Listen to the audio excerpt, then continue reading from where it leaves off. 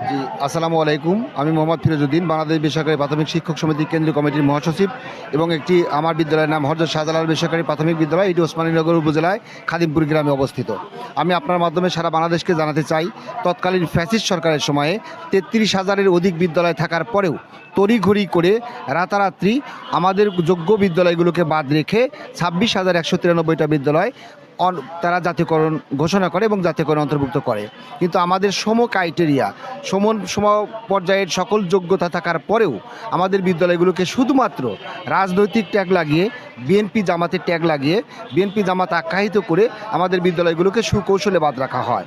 আমরা যখন বাদ পড়ি, তখন আমরা যখন জানতে পারি ২০১৫ সালে, তখন থেকে আমরা ফ্যাসিস্ট সরকারের সময়েও বিভিন্ন আন্দোলন কর্মসূচি করেছি, কিন্তু কোনো ফায়দা হয়নি।